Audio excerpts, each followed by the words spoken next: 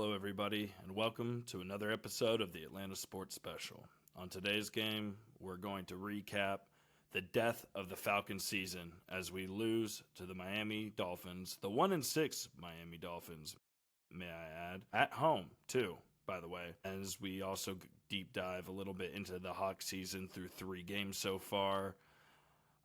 Just trigger warning for fans, it's going to be a sad, emotional episode. But again, I thank you guys so much for listening, and as always, let's get it.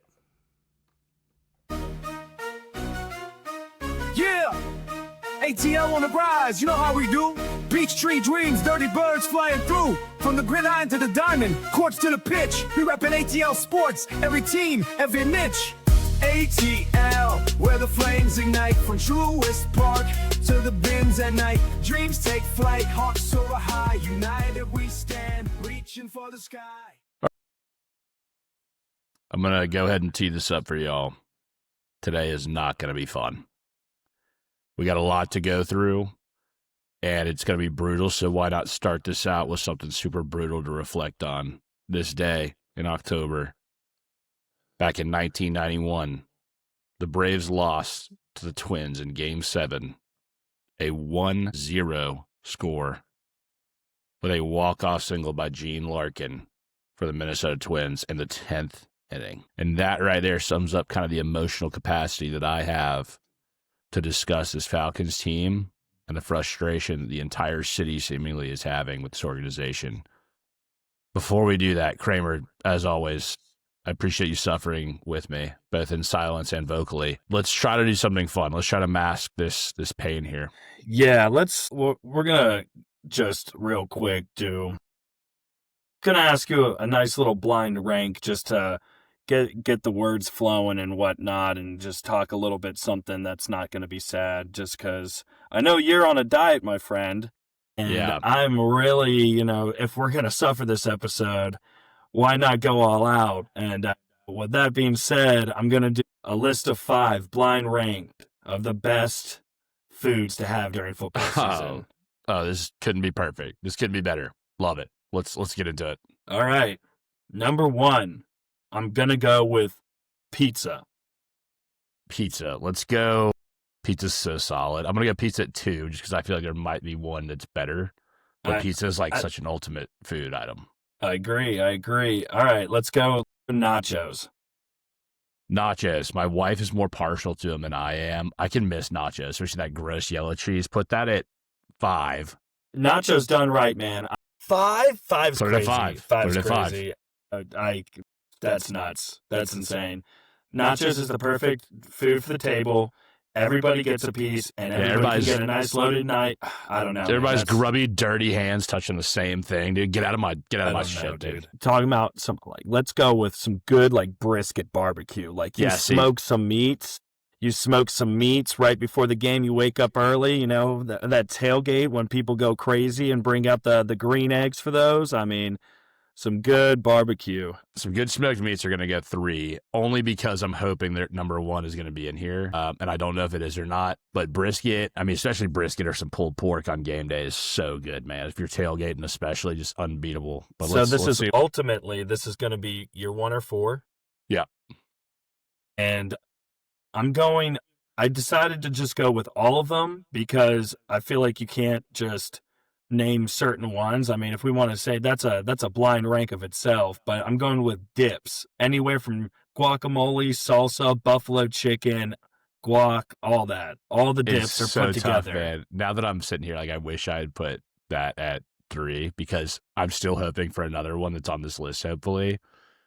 So I'm going to be really aggressive because dips are not 4, but they're going 4 on the list. Yeah, and I mean, you gotta include this if you're talking football, and that has to be some buffalo wings. Yeah, that's absolutely number 1. It's lemon pepper hot or lemon pepper wet, however you want to do it. Do the sprinkle, extra crispy. You give me 3 ranches with some crispy fries, and that is the dream box right there. Just a J.R. Cricket's box. I could eat it every single game without complaint. I don't think that's up for debate. If anybody would like to argue with us, please hit us up on social medias. But honestly, you're going to be arguing with a wall because you cannot move me. You cannot move me on any situation that any food during the football season is anywhere remotely close to smashing 12 wings.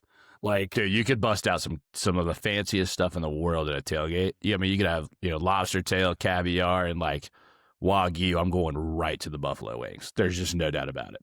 Buffalo wings reign elite and are the number one choice for football season, always and forever. That was good right there. I'm starving too. I haven't even eaten dinner when I'm we're so recording hungry. this. This is But terrible. you know what I'm really hungry for, Kenny? You know what I'm really hungry for? Tell me. I think I know, but tell me. A damn win. A damn win from the freaking Atlanta Falcons. Yeah, I'm more so than that. I mean, a win would be great. At this point, what I'm hungry for is change in the organization. We sound like broken records week in and week out. Even on the weeks we do good. On the weeks we say, oh my gosh, looks like something's happening. However, each week we still sound, I mean, it's the same thing. We're looking for change, and we've seen progression. We've seen change be a glimmer of hope, a shining light of this change we are looking for in some of these game plays that we've seen. I mean, we got way too ahead of ourselves with the Buffalo Bills. I thought, hey, we definitely saw some of that old play calls.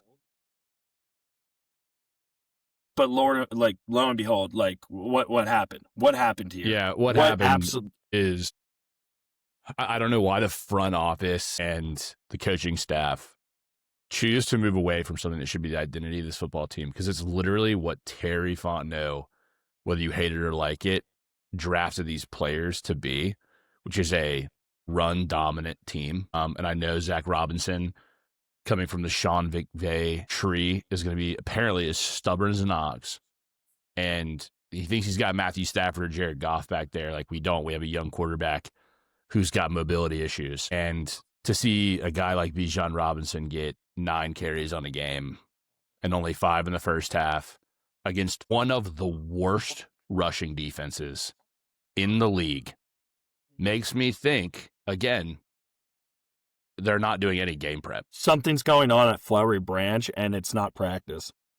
No, it's not. I swear I'm about to go camp out there. My mother-in-law lives out there. She's an incredible woman, and I'm sure she would let me throw a tent up and walk over. I mean, she's walking distance from this place. And I'm about to have to start doing, like, some really, just like, I might fly a drone over and start checking it out, to be honest with you, because I think everybody's taking a nap. I think the coaching staff is just coming in at 10 o'clock in the morning with their Starbucks cups, kind of giggling and joking. It's like, this is serious to a lot of people, and you are killing the morale of an entire fan base with this absolute crap performance week after week on the offense. I'm going to take this moment to compare this to the corporate world, right? Because I consider myself as a fan. I consider all the fans. We are the shareholders. We are the ones that invest our time the most. We invest our money. We invest, our weeks, week in and week out. Some people invest their livers. Their livers are on the line. We invest our bodies week in and week out, from stress to pain to go to games to everything in between of thinking about, talking about, and watching this team. And in the corporate world, as an investor in a company, if I'm not seeing results, something's got to change. You fire that CEO, which is Raheem Morris. You fire the COO, that is Zach Robinson. You have to fire something. You don't clean house from the bottom, right? It's not the players. These guys are clearly giving it their all. A lot of these guys are out there busting their tails every single week, but then they are just failed from an organization that does not care about winning games. And let's talk about this, because I like the reference as a CEO for Raheem Morris of a team, but let's talk about the actual CEO of the Falcons, which is Rich McKay. Rich McKay has been deeply involved in all of the decisions in bringing on coaches since 2008. He brought on Mike Smith, which was a great start. Mike Smith was a good coach, whether you like him or not, and how that ended. Great coach. He then brought on Dan Quinn, which for 2 years, 2015, 2016, obviously had great success. Mm-hmm. It ended badly. Like, we all know what happened. That fall off should be studied with the talent that was on that roster.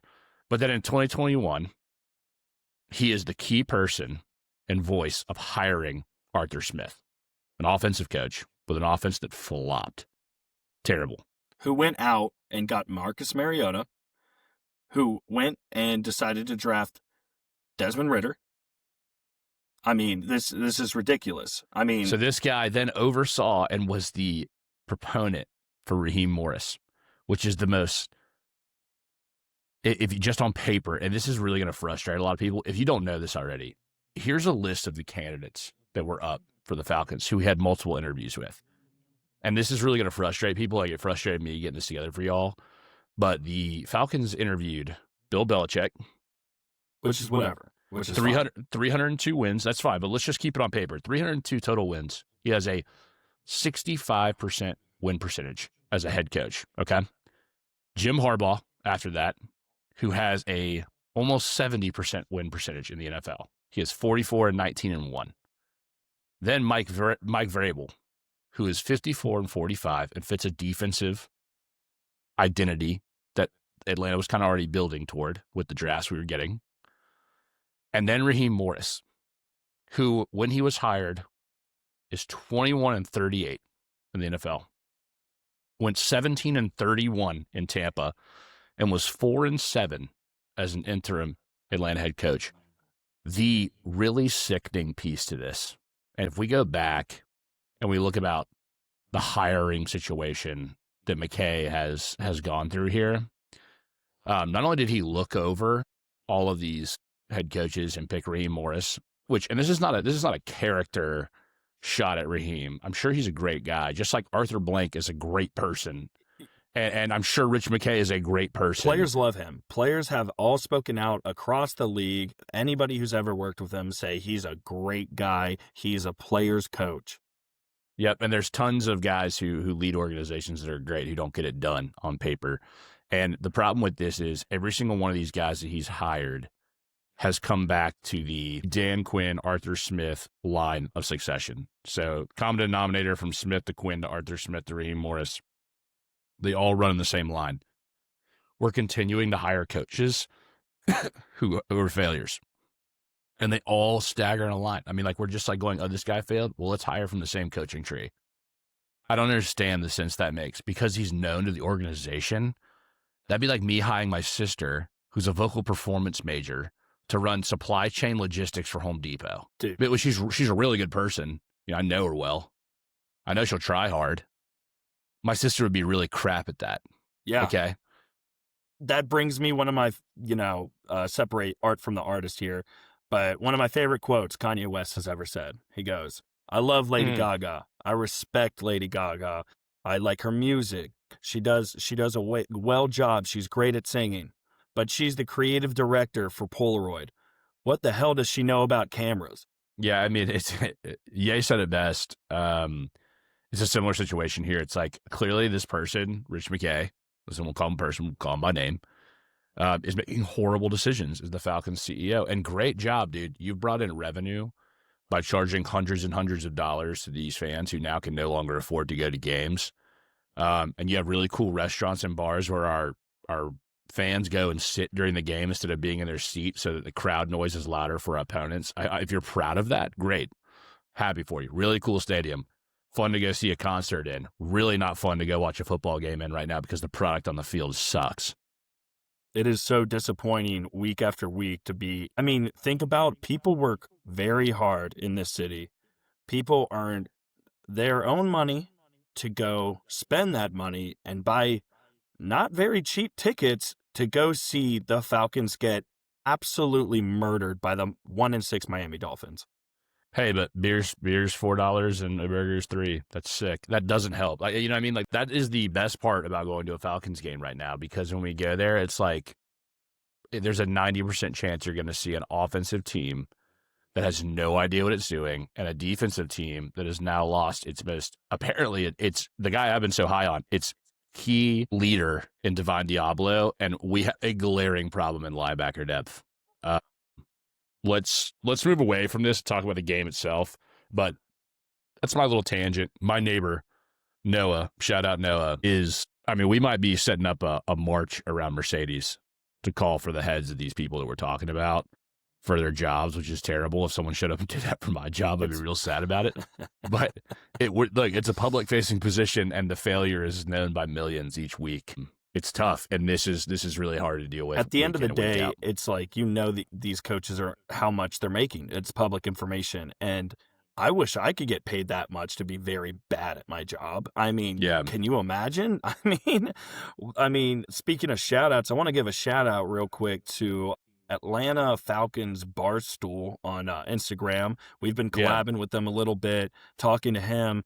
Really cool guy. I've been getting to know him, but I kind of wanted to ask his opinion on things since I've been in such discussions with him. And he wants it on record that it's one thing we can sit and blame, Kirk Cousins in this game. We can blame the players not, always understanding the call or doing things like that. But it's these coaches. It is these coaches that are taking and wasting this young, magnificent talent.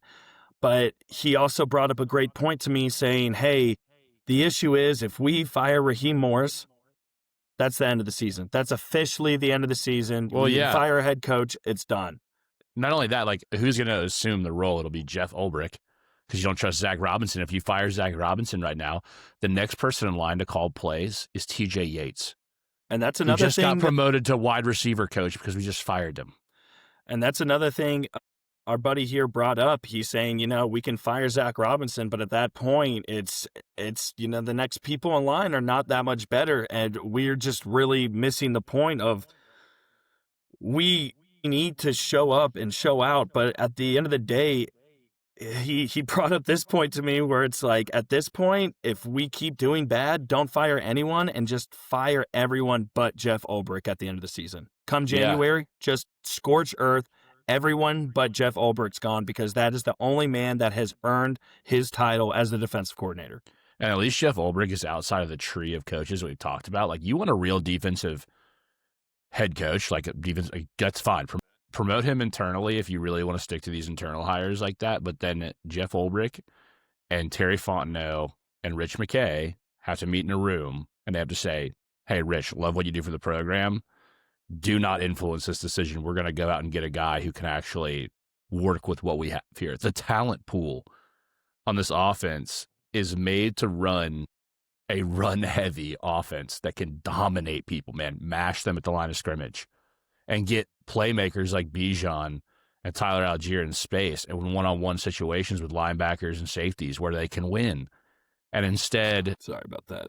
I was trying to pull up... We got Kramer over here scrolling reels while I'm talking about this. No, I was pulling up... Sorry to interrupt, but I was pulling up actually one of our posts because I wanted to give a shout-out. We're starting to get some engagement, right? This is going to be our 8th episode. We're starting to get some engagement on the internet, and we're getting some, fans trying to speak their opinions and speak their emotions. Yeah. I'm going to give a shout out to this guy named Gray Viscan, because it has to do with what we're talking about. And I want to hear your opinion on this, because I think it's time we have that discussion. I think it's just time we have this discussion. As I'm sure fans have brought this up before. I know Twitter definitely has. I've seen it all over there. When is it time we finally ask Arthur Blank to just sell the team? It's a really tough conversation to have when you think about the fact that it seems, Arthur Blank has been loyal to Rich McKay this entire time, like we've talked about, who has been loyal to the same coaching tree that sucked. At what point do you ask a guy like that's done so much for the city? And I like that needs to be stated a lot, right? Like, outside of football, the amount of stuff Arthur Blank has done, the Arthur Blank Foundation has done for the city is immaculate. Like, not to get political about things, but like, it's immaculate. He gives back a ton. Can't be compared. Cannot be compared. He has done so much for the city. And I know he wants a championship more than anybody. I'm sure of it. But it's like, dude, this is not working out. You got to go back to the drawing board. I understand you might be buddy with some of these guys, and unfortunately, tough love is needed right now more than anything. Because the point is that we've gone through these coaching carousels so many times. We've had the hope. We've had the talent. The talent is, there's, of course, some drafts where we've had some buzz. Shout out Terrence McKinley. But, dude, It's time. It's time we really open up that discussion. It's the coaching carousel's got to stop at some point. And you saw look what happened after Zack Snyder sold the team for the Washington Commanders. Yeah. They're looking great. They got Jaden Daniels. They're not looking like they have in the past this year. Well, they got Marcus Mariota playing. And they're making Marcus Mariota look good. Marcus Mariota's getting ready to play right now when we're recording this thing. Yeah. Against the Chiefs. I think they're going to get dog walked, but at the same time, there's a shot. I mean, he's still throwing touchdowns. He looks significantly better with the play calls that he's been giving compared to when he was on the Falcons, given that's Arthur Smith rolling 6 tight ends out there every play. But when you get back to this team itself, right, and you get back to the coaching inefficiencies, the stats that are blatantly painful to read are that over the course of the season so far, the Falcons are bottom 3 in the NFL in points per drive at 1.31. They're also 28th in the league for points per game at 18.3. And despite getting yards, every single drive seemingly stalls out. We're supposed to be a run-heavy team that runs play action. We're running play action 14% of the time on dropbacks, and that is the lowest in the NFL. I believe it. After watching this game, I understand. Michael Penix wasn't out there. We had Kirk Cousins. However, the way the plays were called, the defense didn't look like the defense we have been seeing. As to an extent, but it's sad to say this, but I don't think, given everything in the situation, I don't think if Michael Penix is out there, we win the game either. I don't either. Look, Kirk didn't do, honestly, horrible. He didn't do great, but, he didn't do horrible. Also, if I'm Kirk, I'm not trying to get traded midseason at this point. Falcons got to pay me a $10 million bonus next year. And I already bought my house. My kids are in school. I get it, dude. You're not trying to leave a city like that. So I'm not saying he purposely bagged this game, but he's got a family. He's a family man, a faith man. I don't think he really wants to leave. And I also don't think he would come out there and suck on purpose. We're just not putting anybody in position to win on offense at all. And then when you have time of possession issues, you have the consistent head coach, frequent burn timeout issues, the penalties. The penalties, man. Wait, before we start going on another tangent here, let's put our tinfoil hats on real quick. I'm sitting there yesterday. I was at Sidelines in Marietta. Shout out them. Great wings, great atmosphere. They have TVs at every single table, let alone TVs every single. I got to take you there sometime. It's an awesome spot. Yeah, let's go, dude. Let's also get them to sponsor us if we're going to talk about this much. I was sitting there trying to reason with myself, why is Kirk Cousins making these throws? These throws, we've seen him, especially in KIRK-TOBER. It's the last week of KIRK-TOBER. This might be your last opportunity to play as a starter in October.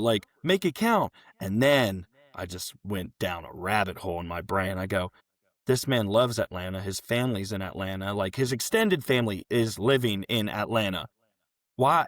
Why would he go out there and be good when if he shows too much good talent, somebody could call and ask for a trade? So maybe he sabotaged himself on purpose to make sure that he locked himself in here without any opportunity for another team picking up the phone and calling. Because if he threw for 400 yards, 2-3 touchdowns, like we've seen him done in October for years, somebody's picking up that phone.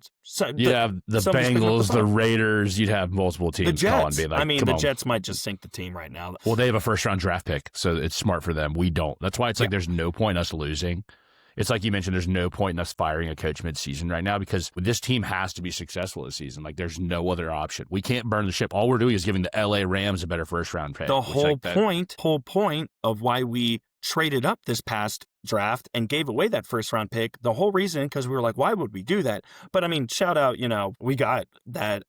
Which one did we get the pick with? We got Jalen Walker and we traded up to get Pierce. So it's so Pierce has been a dog. That's been our draft was not the problem, dude. I'm saying immediately covered gaps. But I'm saying the reasoning they did that is they said, what's the point of having a first round pick? They literally said we are going to be a top contender contending team, we're not going to have an early first round pick anyway. And that is not what it's looking like now. That is not what it's looking like. Nope. And another thing that's frustrating is like we've seemingly like in these glaring issues and spots we have both defensively and offensively, like we are coming up, what do we have, 7 days left before the trade deadline? We've made no moves. We have no other wide receiver to come in to help out with the issues we've had there. We have no other line depth to help Elijah Wilkinson out. We have no linebacker depth. We're just going to play this poor kid from BT who is just getting run all over and thrown all over every week in the center of our defense, and Jesse Bates still thinks it's the preseason and is playing like absolute hot garbage. So there are guys who do their job on this team, it seems, week in and week out. I don't want to take away from them. There's guys who clearly are confused in the system. That's okay. Like if it's defensive, Jeff Ulbrich first year, some leeway. Not really now. Not a guy like Jesse Bates, who's getting paid what he is to be as successful in his career as he's been. Our offense is young. Our defense isn't exactly like full of veterans, but there's some younger guys there too. We need the coaching staff to understand like, hey, these guys are going to make mistakes. So let's make some maybe more safer plays, especially just to get a first down, let alone you can't expect someone like Michael Penix at this age in his career or some of these other guys to be able to always convert a 3rd and 15. We can't do that. We can't do that. Yep. And if we go to look at this game, which we got to get into at some point, if you were not living under a rock, Falcons lost 34-10. Yeah, the total yards, these numbers are comical for like what we're supposed to be doing here, what our quote-unquote identity is supposed to be. 13 yards gained on the game, 45 yards on the ground. Kirk Cousins throwing for 173 yards, no touchdowns, no interceptions. Let me tell you about this. Let me just talk about Kyle Pitts was borderline our wide receiver one. Very early in the morning Sunday, a random, hey, Drake London's not going to be good to go. I was keeping up with that all weekend. There was no impression where I thought, why the heck would Drake London not what? And then I thought to myself, maybe they're so confident in their win, like that they don't necessarily need him and want to rest him for a week because they're treating if that was a thought, yeah, I would be infuriated because of what we already did to the Panthers when we look past them. Yeah, and I consider this loss worse than the Panthers one. The Panthers one, I absolutely do. The Panthers loss, unexcusable, whatever. However, that's a conference game. That's a NFC South game. Sometimes that happens. That's a weird flow. That is, that some weird juju stuff happens in those conference games sometimes. And us being away and Panthers being at home, you can reason and you can kind of say in your own brain, like, I don't like this at all. I hate this, but hey, that's a fluke. Yeah, and if you go look at Panthers Twitter and Instagram, like that was their Super Bowl. They're still talking about it 3 weeks later. Like it's all they talk about. Yep. So great job. Happy for you guys. You're so irrelevant. It's ridiculous. You're not even our biggest rival. Keep talking your talk, I guess. We'll see you later down the road. But this game, dude, our defense they gave up 338 yards. To Tua, ran all over us. Tua Tagovailoa, who the week before got benched because he couldn't complete a pass. Right. He got benched the week before, and then we go in with the defense that we had. Everybody on social media, all the big heads talking and everything on ESPN are giving us praise. Like, look at them. They've really turned this program around. Them getting those 2 edge rushers in the first round is so paying off. Good for them. This is typical Atlanta sports. You talk too well about us for just even a little bit. You give us a little bit of a nibble, and we will find a way to completely make you eat the words that you said about us. Yeah, man. I mean, we just have a culture issue. Clearly, I mean, I don't want to add too much to this little thing. It did kind of bother me. It was National Tight End Day. Kyle Pitts coming into the stadium is wearing a Bears jersey. I get it was. I don't remember who it was.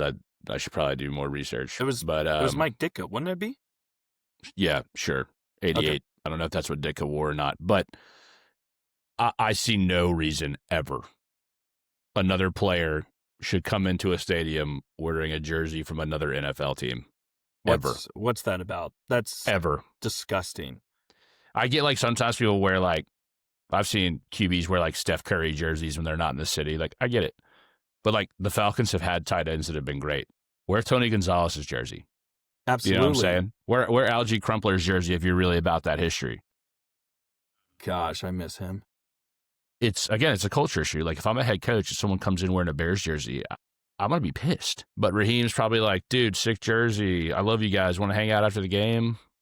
Instead of getting guys in line. And there's so much wrong with this team right now from a mindset and just overall culture disease, it seems, that we have more problems than one.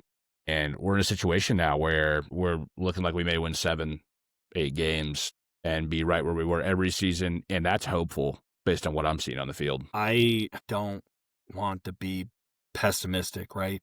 I don't want 13 wins are out, by the way. That is officially out. I get it.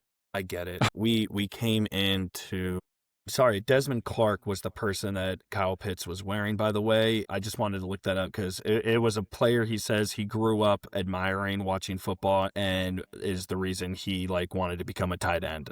Anyway, disregard that. I still don't care. I don't think that's a good enough reason. Get that jersey signed and hang it in your house. Total respect. Call him out and say he was your favorite tight end. Totally get it. You're wearing another team's outfit. It's ridiculous. I mean, Tony Gonzalez wore 88 and was well around when you were a child. So Kyle Pitts, I understand you grew up maybe a Bears fan or something, but you're on the Falcons now. You have millions of people tuning into you every Sunday. That's a crazy mistake to have. I mean, do you think the McDonald's VP of whatever region walks into their corporate meeting wearing a Burger King shirt? A crown, maybe. Yeah, no, those crowns are questionable nowadays. But that's what I'm saying, man. It's an ugly look. Dude, it was an ugly game, ugly team. I'm so sad. I'm so sad, dude. I can't get over it. I can't remember the last time I've done this because Sunday it was just like, the Falcons lost in a tragic way. I'm getting absolutely demolished in fantasy football. Didn't hit a single bet. I mean, things yesterday after those 1:00 games, after the Falcons game, I went and made other plans. I was like, you know what? I'm not watching football anymore today. And I did. No, I didn't watch it. I didn't watch football anymore. I just didn't care. I looked at some scores. I said, whatever. I did not. Do you know how bad you have to do, Falcons, as a team? Let me speak to you real quick as a team. You know how bad you have to do to make me stop watching football? I watch USA Conference games on Tuesdays. I love the game, but that just was soul crushing.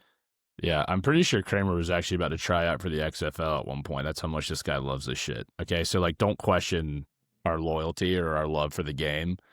Yeah, I mean, look, I have nothing else to say about this game or this team right now that hasn't already been said. I'm very frustrated.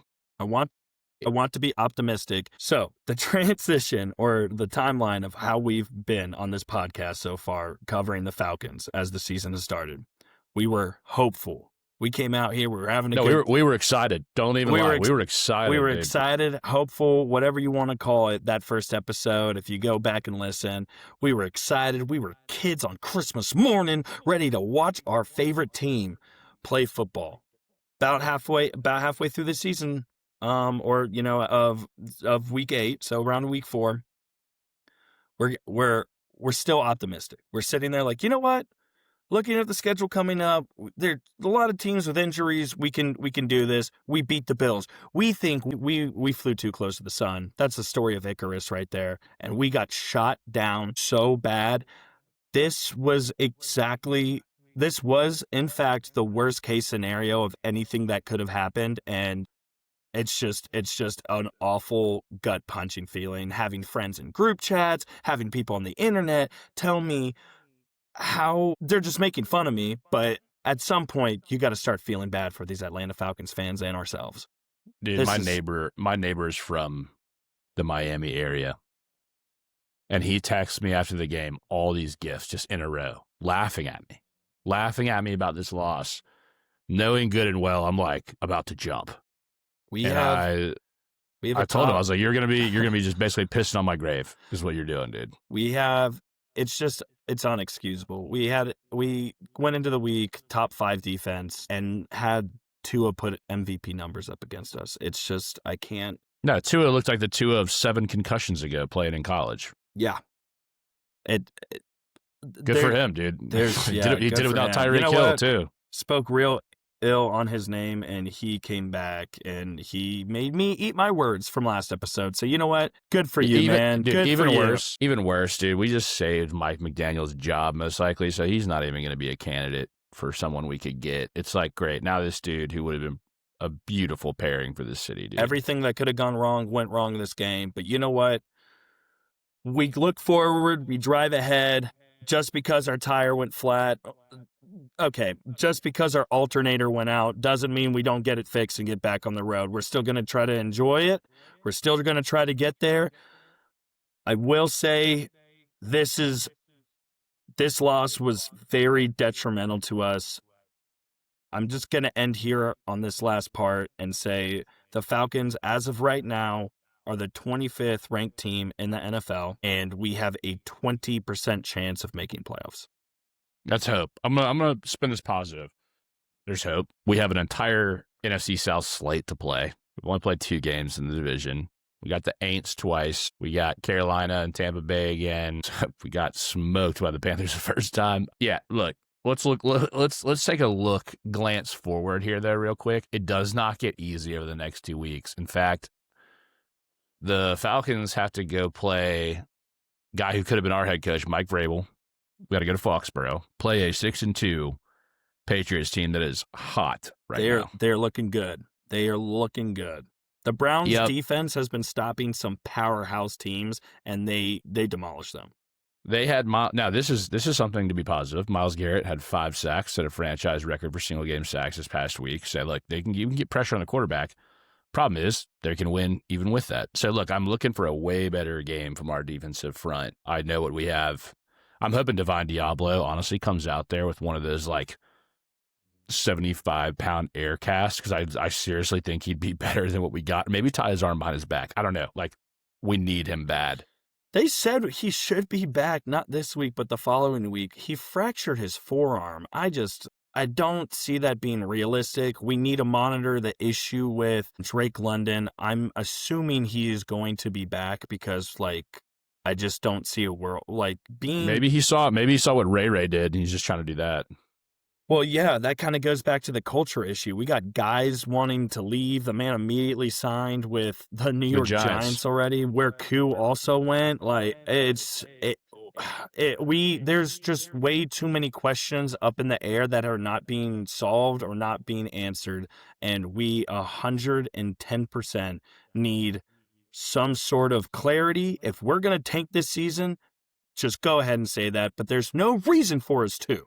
So we gain nothing from it. We gain absolutely nothing from it. So it's I don't know what we're doing. And if I have to hear Raheem Morris go to a press conference and say, yeah, we got outcoached and outplayed, dude, everybody knows you got outcoached. It happens every week. He ended press conference with only one thing left to do this week and is go out there and get to practicing. You clearly haven't been doing that. You want to say we need to get back to practice? What are they doing out there? Yeah, maybe shake that up a little bit. I don't know what we've been doing to practice. Maybe cut out the cupcakes at halfway, or maybe add a few film sessions for yourself and the OC. But I will say, spot. We're recording Monday night here. A lot of week ahead, practice wise, injury wise, but there could easily be something being shaken up here in the front office in the next couple of days. I don't think that's out of the question, so it's definitely something to keep an eye on and track. Yeah, let's see, man. I mean, I'm hopeful that everybody sees what we see and there's issues. If not, then I think that Arthur Blank should donate some money to giving discounts out for antidepressants to everyone in the city of Atlanta as well as the metro area, because this is getting excruciating. Okay, let's look ahead. Falcons have we thought it was the hardest stretch we already went through. It's not. We got to go to Foxborough, then we go to Germany and play the Colts, who are also on fire. Could be frauds. Don't think they are. I know we have the Seahawks too. So it's also a team that's been on fire. So I think what we thought is the hardest stretch was hard, and now we're going through an even harder stretch. So that's good. That's great. Good stuff. Look, pressure makes diamonds. We've said it. we seem to play our best football in those big games. So, I mean, 2-1 in prime time. We did go 2-1 in what we call the hardest stretch. We got another 3 games coming up. They're going to be brutal. Let's just see. Like, I'm going to stay hopeful that at the end of the season, we're in some sort of level for a wild card, but it just doesn't look that way with how these other divisions are shaking out in the NFC too. Like, there's just teams that are playing better. So, yeah, I mean, look, I'm depressed. That's the last thing I'm going to say about it. You want to close this out, Kramer, with some words about this? I just, entertain me and give me a score prediction against the Patriots. 31, we're going to lose. I'm going to say 28-10. If Divine Diablo plays, I'll say that we're gonna lose 13-21. How about that? Okay, there you go. And that's going to be enough for the Falcons. Let's dive into a team that just started their season this past week. Let's talk about the Atlanta Hawks. Yeah, and I know you're probably thinking like, oh, doom and gloom's over. It is a little bit. We're going to talk about the Hawks. They are 1-2. There's some chemistry issues the team's still working out. If we go look all the way back to what happened against the Raptors kind of jumped on us early. What I've noticed, and I kind of reached out to Connor, who's been on the show, and Kramer, you probably testified to this too, is like the Hawks are going to struggle against really big teams. With Kristaps seemingly being a little nervous in the paint when he was playing. Now he's injured, it seems, as well as Richiche, that's a tough one. He's playing well in the first game. The offense has been shooting really poorly in 2 of these performances from 3. That's also not going to be a consistent for the season. I have full faith that we're going to get it back. We also, if you have anything you want to say about the Raptors game, I was going to say we played Orlando, which is a huge Eastern game. So it's like you kind of said, the Raptors really came out there and immediately started dominating. I mean, there was a lot of them. I mean, they came out with a lot of intensity, a lot of momentum, and it stuck the entire game. Even when they were giving us a little, they were coming back. But the thing about that game is what just shot us in our foot the entire time is the amount of shooting fouls we committed. It was, I mean, I only got to watch half the game, and then I was keeping up with it on like the Dream or the Sportscast or Gamecast, and it's like every time I looked at the screen, it was so-and-so fouled so-and-so, and they get two. It's the most miserable job in sports has to be an NBA referee because it is hard, man. Like, I'm not trying to, like, be a ref lover because I'm not. Yeah. But it's a lot of bang-bang stuff with the amount of flopping in the NBA right now. Dude, Shai Gilgeous-Alexander is an absolute foul merchant and a flopper. That OKC game was frustrating me so much, but it's bad, but we did. It's bad. The positive there is that we did beat Miami and Orlando. All right, yeah, Orlando. Whoops, my bad. Sorry. You're good. Dolphins are living rent free in my head. Just carrying that right over in other sports. I get it. No, we did beat Orlando. In a really close game where we had to fight our way back too. So it was a good overall resolve game from the team, which was exciting to see. Yeah, absolutely. So as of right now, I mean, obviously so much season left, but you really do want to see at least a win against the Raptors. That's your home opener. I mean, that's, we gotta win that one. Beating the Magic, that's awesome. That's huge. I like you said, Beacham came on the pod and talked about how he thinks the Magic have a very decent team. They got some stars there with the Wagner brothers and Bronchero. I just butchered his name, but that's fine. I don't know how to say his name either. They said it 3 different ways in the game too. So okay, yeah, and then obviously if we're playing the defending champions, so that's going. I mean, we're going against the Oklahoma City Thunder, so that's understandable if we lose that game, right? That team is.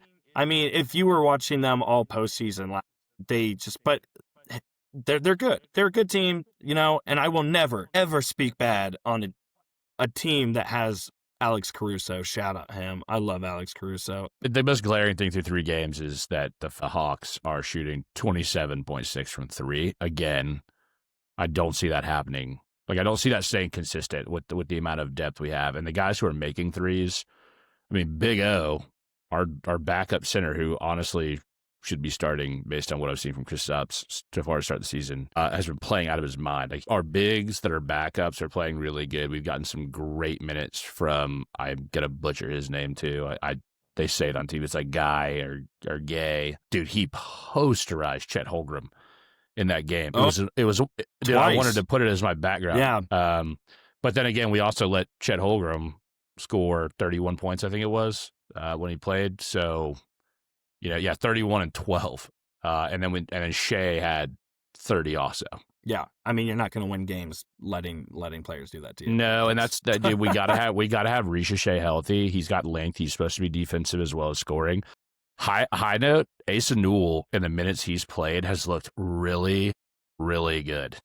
Yeah, But he was not supposed to be having this much of a role this early, but with all the injuries he's played, and when he's come in, dude, he has flashed hard for his few minutes he's gotten. So there's things to look forward to. It's not like the Falcons. If a football team starts 1-2, start getting concerned. yeah, this is very different. Like I said, first 10 games are going to tell us something. If we come out of the first 10 games with the start we've had with at 5 or more wins, I think we're in a good spot. Yeah. I agree. It's too early to tell, right? I mean, we're a lot of new guys on the team. Just we're trying to figure out who needs to be doing what and position ourselves in the way where the chemistry works a lot better. I want to just ask you, next 3 games, Nets, Cavs, Raptors. What do you think of there? What's the record right there? I mean, I'd love to be 2-1 in that record right there. Obviously, anybody would love it. I'd like to come back and beat the Raptors. Like, now that we've seen it, what they put on the. I think that's a must. I think we have game tape on them now. We understand what we did wrong. It's going to be at home. It also is going to be the first group stage of the NFL in-season cup or NBA in-season cup. So. I can't believe they implemented that a couple years back. Dude, I can't either. The courts look cool, I guess. COVID gave everybody too much time to think. You know what I'm saying? Like, we don't need that. Yeah, so we have the Raptors. The Cavs are tough, man. I think that would be the loss if we're going to have one. I agree. Just because, man, they're a gritty team, too. I actually really like the way the Cavs play. And we have to play the Magic again. We play them tomorrow. We're recording on Monday. We play them tomorrow. Or no, I'm sorry. November 4th we play them. I apologize. I'm looking way ahead. The Nets on Wednesday. Yeah, man, I'd love to beat the Nets. We should beat the Nets. Let's just see if we can put it all together when the time comes. Yeah, it's an away game. Yep. So let's hope guys don't go enjoy. We are actually playing the Bulls right now, and we are up. By the way, 9. Yep. As we're talking about this, and when we get off this, it's actually what I'm going to go put on. I don't need to watch 2 good football teams play each other. I'm so over football. I'm not watching Monday. I told you. I'll be so back. I'll be so back on Thursday, dude. Give me 2 days to get recharged. I went to the gym. Had a big lift today to get excited. I think give me 2 more of those, maybe a sauna session. I'll be fired up to watch some football again. Yeah, no, absolutely. It's hard to focus on anything else after Sunday's performance, to be honest. There's not much coming out of Atlanta United. There's not anything coming out. I mean, everybody's basically on their off season right now. Yeah, with the World Series being played, there's nothing going on with the Braves right now. Yeah, but hopefully brighter days ahead. I mean, yeah, man. It can only go one direction from here. Actually, it could go. It could get much worse. It's just not true. It's not. No, it could get a hell of a lot worse. It could get a hell of a lot worse this weekend. There's a very real. I'm sorry. I'm just gonna go back to the fact. There's just a real case scenario now where we're a bottom 5 team without our first round pick next year. Let the reality hit like a brick. That's exactly what we're looking like right now. Dude, there's so much wrong.